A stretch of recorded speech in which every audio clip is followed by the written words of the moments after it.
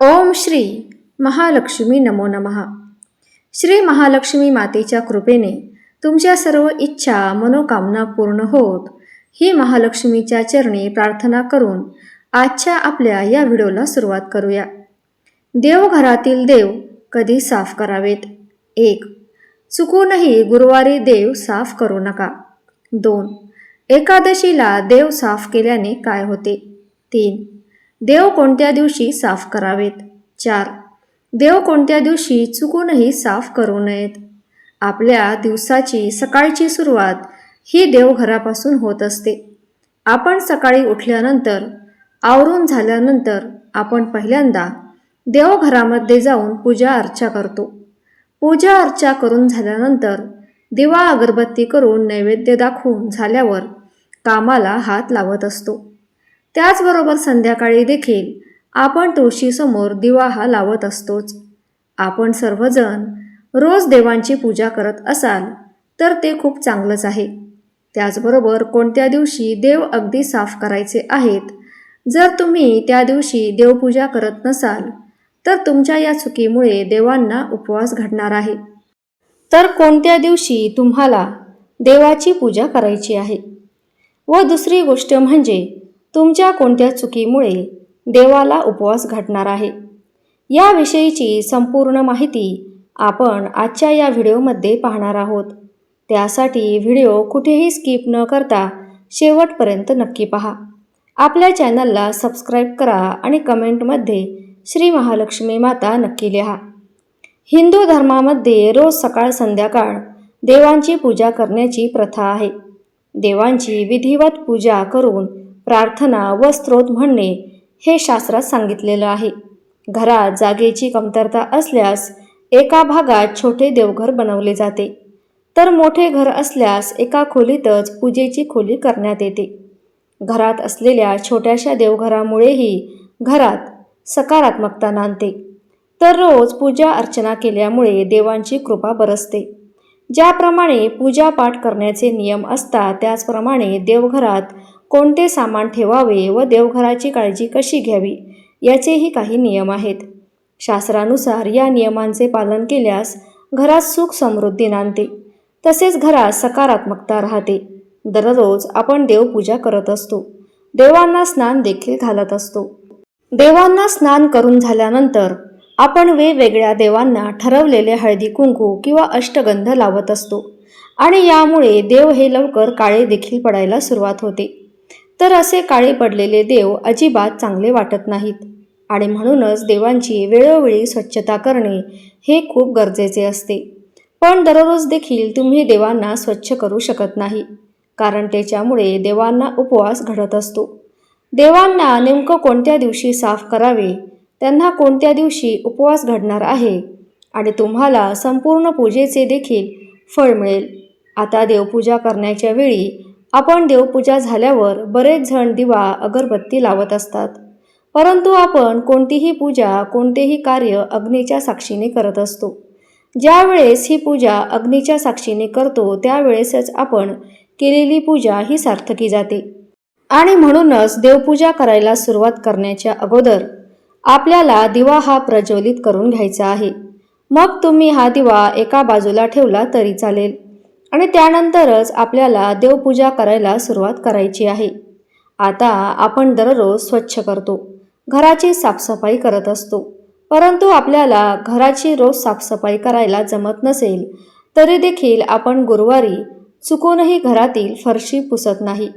गुरुवारी फरशी तर अजिबातच पुसू नये, कारण त्याच्यामुळे घरामध्ये जो येणारा पैसा आहे, घरामध्ये जी बरकत आहे ती आपल्याला मिळत नाही.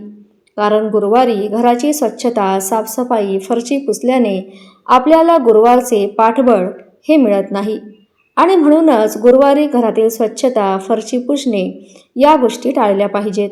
परंतु आपल्या घरातील देवांची साफसफाई गुरुवारी करू नये असं कुठेही दिलेलं नाही. हा नियम फक्त आपल्या घरातील फरशी पुसण्यासाठी, डीप क्लिनिंग करण्यासाठी आहे, देवांची स्वच्छता करण्यासाठी नाही. गुरुवारी आपण आपल्या घराची स्वच्छता फरशी पुसणे अशा गोष्टी केल्या तर यामुळे आपल्या पतीची प्रगती खुंटते, आपल्या पतीच्या कामात अडथळे येतात. मुलांची प्रगती खुंटते, परंतु देव स्वच्छ न करणे ही गोष्ट कुठेही दिलेली नाही. आपण देवांना स्वच्छ हे कधीही करू शकतो. मग एकादशी असू द्या, गुरुवार असू द्या. गुरुवारी आणि एकादशीच्या दिवशी घरातील देवघराची सफाई करणे टाळा. या दिवशी देवघर स्वच्छ केल्याने घरात दारिद्र्य आणि कष्ट झेलावे लागतात. अशातच घरात राहणाऱ्या लोकांना खूप मोठे नुकसान सहन करावे लागते. त्याचवेळी रात्री चुकूनही देवघराची स्वच्छता करू नका. असं केल्यास देवी लक्ष्मीचा कोप होऊ शकतो आणि देवी लक्ष्मीच्या क्रोधामुळे आर्थिक फटका तुम्हाला बसू शकतो. आता हा जो नियम आहे हा सर्वांनाच लागू पडेल असं नाही. तुमच्या घरात तुमच्या पारंपरिक पद्धतीने, जुन्या पद्धतीने ज्या गोष्टी घडत आल्या आहेत त्यानुसार तुम्ही गोष्टी करायच्या आहेत. परंतु त्यात काही चुका होत असतील तर त्या तुम्ही सुधारायच्या आहेत. पण जर का तुमच्याकडे गुरुवारी एकादशीला देव साफ केले जात असेल तर तुम्ही ते करू शकता. शेवटी प्रत्येकाला प्रत्येकाच्या कर्मानुसार फळ हे मिळत असतं. आता देवांना स्वच्छ कधी करावे तर पहा, आपण प्रत्येक शुभ दिवशी सणाला ज्यावेळेस देव काळे पडलेले दिसतील त्यावेळेस आपण देव स्वच्छ करत असतो. देव स्वच्छ करण्यासाठी, त्यांना साफ करण्यासाठी कुठलाही दिवस बघण्याची गरज नाही. परंतु देवांना आंघोळ घालण्याचा नियम आहे. देवांना आंघोळ घालताना कधीही सर्व देव एका ताम्हणात किंवा एका ताटलीमध्ये एकत्र ठेवून त्यावर आपल्याला कधीही पंचामृताने किंवा पाण्याने संपूर्ण देवांना एकत्र आंघोळ घालायची नाही.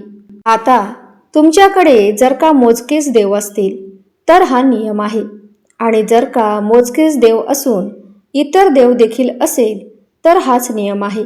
तुम्हाला एका ताम्हणात किंवा एखाद्या घंगाळमध्ये एखादं तुम्ही भांडं, पालथं ठेवू शकता, वाटी ठेवू शकता किंवा एखादा छोटा चौरंग तुम्हाला आणायचा आहे, पाट आणायचा आहे, तो तुम्ही त्या घंगाळात किंवा ताम्हणात ठेवू शकता आणि त्यावर एक एक मूर्ती घेऊन एका मूर्तीला तुम्ही आंघोळ घालू शकता. सर्व देवांना कधी एकत्र एकाच भांड्यामध्ये ठेवून आंघोळ घालू नये. यामुळे आपल्याला या चुकांचा दोष लागू शकतो आणि आपण केलेल्या पूजेचं संपूर्ण फळ आपल्याला मिळत नाही. दुसरा महत्त्वाचं म्हणजे देवांना स्वच्छ करण्यासाठी शक्यतोवर पितांबरीचा वापर करू नये. त्याऐवजी आपण एका वाटीमध्ये आंबट, दही, लिंबू, थोडीशी हळद या सर्व वस्तू एकत्र करून त्या वस्तूने पितळेच्या मूर्तींना चोळून आपण देव स्वच्छ करू शकतो. यामुळे देवाचं पावित्र्य देखील राखलं जातं. परंतु सध्या सर्वांकडेच पितळी देव असतात आणि पितळी देव लवकर काळे पडतात. मग अशा वेळी तुम्ही 2-3 दिवसांनी एकदा लिंबू, आंबट दही, हळद याचा वापर करून तुम्ही देव स्वच्छ करू शकता. त्याचप्रमाणे तुम्ही चिंचेचा वापर करून देखील देव स्वच्छ करू शकता. आता देव स्वच्छ करण्यासाठी जे कोणी ब्रशचा वापर करत असेल तर तुम्हाला ब्रश हा नवीनच घ्यायचा आहे आणि तो सॉफ्ट बघून घ्यायचा आहे. जुना ब्रश, कोणी वापरलेला ब्रश चुकूनही देवांसाठी स्वच्छ करण्यासाठी घेऊ नये. यामुळे देखील आपल्याला दोष हा लागू शकतो. आता बघा, तुम्हाला जर का पितांबरी वापरायची असेल तर तुम्ही शक्यतोवर क्वचितच एखाद्या दिवशी पितांबरी वापरा. नेहमी पितांबरीने देव स्वच्छ करू नका. पितांबरीने देवांची झीज होते. बघा, चांदीचे टाक असतील तर पितांबरीने चांदीचे टाक खराब होतात. देवांचे डोळे, कान, नाक झिजतात, होल देखील पडतात, माशा देखील यामुळे लागतात. आणि जर का देवांना माशा लागल्या तर यामुळे आपण केलेल्या देवपूजेचं फळ आपल्याला मिळत नाही. याउलट आपल्याला दोष लागत असतो, अडचणी येत असतात, कोणतेही काम आपले पूर्ण होत नाही. काही ठिकाणी पितांबरी वापरल्यानंतर डिटर्जंट पावडर साबण वापरतात. मग अशा वस्तू न वापरता तुम्ही एक सॉफ्ट साबण आणून तो सेपरेट देवघरामध्ये देवांसाठी ठेवू शकता आणि तो तुम्ही पितांबरी वापरल्यानंतर वापरू शकता. आपण देवांची पूजा जेवढी शास्त्रशुद्ध पद्धतीने करू तेवढेच त्याचे संपूर्ण फळ आपल्याला मिळत असतं. जेव्हा देवघराची स्वच्छता कराल तेव्हा देवघरातील देवांच्या मूर्ती आणि फोटो जमिनीवर ठेवू नका. त्यांना स्वच्छ ठिकाणी आणि स्वच्छ कपड्यात किंवा स्वच्छ भांड्यात ठेवा. देव स्वच्छ करण्यासाठी अमावस्या तिथी अतिशय महत्त्वाची मानली जाते.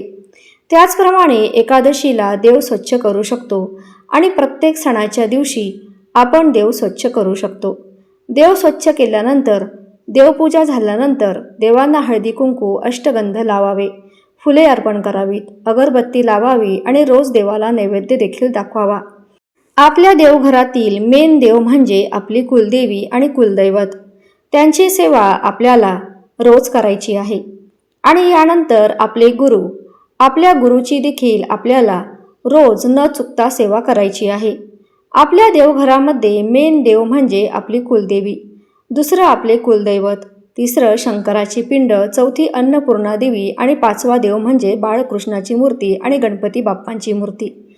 या व्यतिरिक्त आपण देवघरामध्ये लक्ष्मी मातेची मूर्ती, विठ्ठल रुक्माईची मूर्ती, दत्तगुरूंची मूर्ती ठेवू शकता. तर हा माहितीपूर्ण व्हिडिओ आवडला असेल तर एक लाईक नक्की करा. चॅनलला सबस्क्राईब करा आणि कमेंटमध्ये श्री महालक्ष्मी माता नक्की लिहा. धन्यवाद.